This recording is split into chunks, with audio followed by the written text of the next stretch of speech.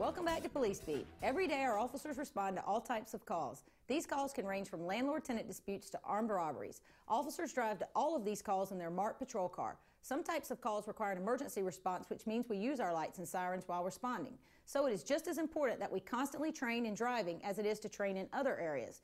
This segment will show us participating in driver training in different environments with different scenarios. Let's take a look.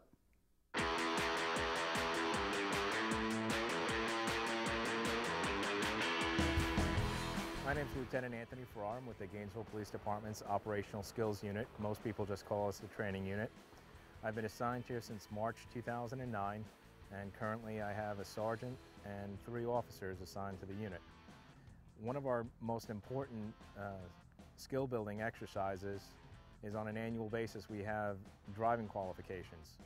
The initial driving qualification, the high-speed part of our driving qualification, includes such activities as negotiating tight turns, making a 3-point turn in a confined space, making sure that we come to a full and complete stop at stop signs even if we're going to emergency calls for service, backing in a confined space, and negotiating several different accident avoidance techniques. One of the things that was most likely visible is the fact that even though we're in a relatively small driving pad, the speeds can get pretty substantial.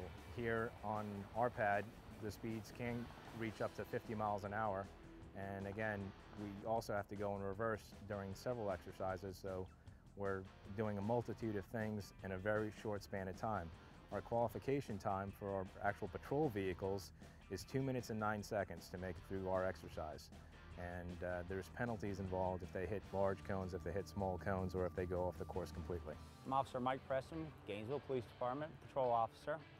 We just went through driving training specifically, and that training helps us prepare for evasive maneuvers that we may have to take when responding to calls or in just everyday driving. The course that we have puts us through a series of turns, quick accelerations, even 3-point turns quickly. That helps us so when we're out in the public, there's no telling what people are going to do in the cars around us. Everybody reacts differently to our patrol vehicles, and that is our job. We're on the road all the time, so we have to be ready. Everything that we try to teach our officers out here on the driving pad has some realistic benefit. Whether it's the skid recovery that you saw where we use the easy drift rings on the rear of the vehicles to initiate a skid, so that the officers have an understanding of the importance of countersteer when a skid is initially created. I'm Officer Rodriguez with the Gainesville Police Department. Part of this training helps us with evasive action, especially during weather conditions that are extremely bad. So with this new exercise we did, which is a skid control and how to drive the vehicle while the car is out of control, it helps us a lot in our not only everyday use, but again, like I said, when the weather conditions or road conditions are bad. The Easy Drift tires that we put actually induces a skid to where we have to drive out of the skid. We have to be able to recover the vehicle, mainly for a lot of the rain that we drive through. Sometimes cars tend to get away from people, so they try to prepare us for that by making us get out of skids. The backing exercises, for us, it's always professional to be able to get into and get out of tight spaces one time instead of doing the Austin Powers, so to speak, going back and forth, back and forth, back and forth.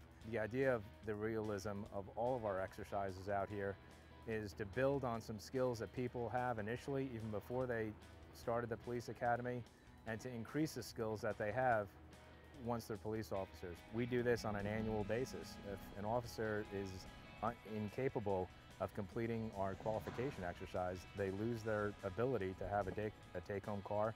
They lose their ability to drive one of our department vehicles. So it seriously behooves them to make sure that they operate their vehicle safely and underneath the time constraints that we have here. At GPD, we constantly are training. When there's other scenarios that happen around the states, we actually try to incorporate those into our training so officers don't get caught unready for everything.